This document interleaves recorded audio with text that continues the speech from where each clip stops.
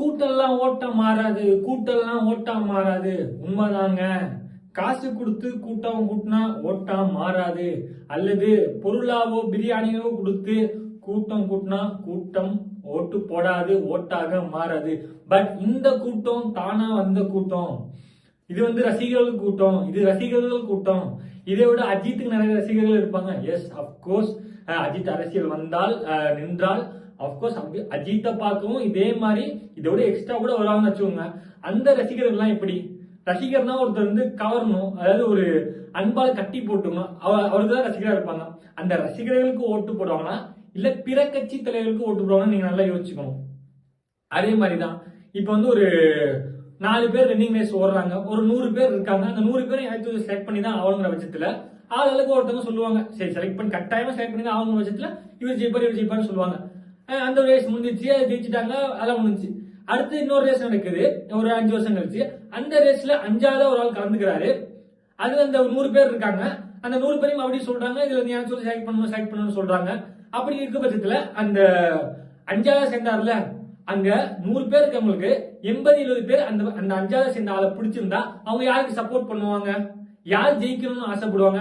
அவர் நல்லா ஓடுறாரு, ஓடல, அவரு ஜெயிப்பாரா மாட்டாரா அதெல்லாம் அடுத்த விஷயம். பட் அவங்க யாருக்கு சப்போர்ட் பண்ணுவாங்க, யார் ஜெயிக்கணும்னு நினைப்பாங்கன்னு சொல்லி நீங்களே தெரிஞ்சுக்கோங்க. எஸ், அப்கோர்ஸ் அவங்களுக்கு தான் சப்போர்ட் பண்ணுவாங்க. ரசிகரா இருந்தாலும் அவர் பிடிச்சிருந்தாலும் சப்போர்ட் பண்ண முடியும். பிடிக்காம ரசிகரா மாறதுக்கான வாய்ப்பே கிடையாது. ஒரு அண்ணனாவோ ஒரு தம்பியாவோ இல்ல நம்ம வீட்டு பையன் அப்படின்னு நினைக்கிற ஒரு ஃபீல் வந்தா மட்டும்தான் அந்த ரசிகர் ரசிகரா மாற முடியும். அதனால அப்கோர்ஸ் ரசிகர் ஓட்டும் அவருக்கு தான் விழும். ரசிகர்கள் கூட்டம் சொல்லாதீங்க, ரசிகர் ஓட்டும் அவருக்கு தான் வரும்.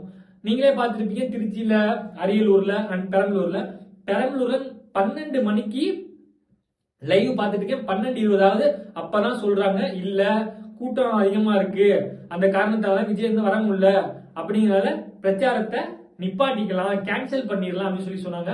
அந்த 12 மணிக்கும் கூட்டம் கூடியிருக்கிறது உண்மை, அது தானா வந்த கூட்டம் தான் அப்படின்னு சொல்லி அப்கோர்ஸ் எல்லாத்துக்கும் தெரியும். ஏன்னா இந்த மாதிரி ஒரு மாஸ் கிரௌட் பெரிய இம்பாக்ட் கொடுக்கும். இதனால அவர் ஜெயிச்சிருவாரா தோத்துருவாரா அந்த டிபேட் நம்ம போல இந்த கூட்டம் கூடது உண்மைதான். இது தானா சேர்ந்த கூட்டம். இந்த கூட்டம் கண்டிப்பா ஓட்டா மாறுங்கிறது தான் நம்மளோட கருத்து.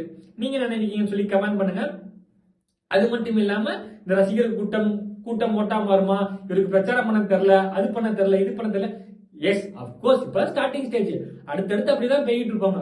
ஒரு தலைவர் வெளியே நின்று கை காட்டக்கூடாதுங்கிற அளவுக்கு தடைகள் போடுற இந்த பக்கம் யோசிச்சு பார்க்கும்போது அப்கோர்ஸ் அப்பனா அவரை பார்த்து ஒரு பயம் இல்லைனாலும் ஒருவேளை அப்படி ஆயிருமோ, ஒருவேளை இப்படி ஆயிருமோ ஒரு அச்சம் கண்டிப்பா இருக்கதான் செய்யணும் நான் நம்புறேன். பெரம்பலூருக்கு கண்டிப்பா நெக்ஸ்ட் டைம் வரேன்னு சொல்லி அவர் சொல்லியிருக்காரு. கண்டிப்பா போய் மக்களை மீட் பண்ணுவாரு. பெருமளவில் எதிர்பார்க்கப்பட்ட பிரச்சாரம் ஓரளவு நல்லபடியா முடிஞ்சுச்சுதான் நம்ம பார்க்கணும். பார்ப்போம், பொறுத்து இருப்போம். அடுத்தடுத்த நடவடிக்கை எப்படி போயிருந்து. இந்த வீடியோ பிடிச்சா லைக் பண்ணுங்க, நம்ம சேனலை மறக்காம சப்ஸ்கிரைப் பண்ணுங்க. Thank you guys.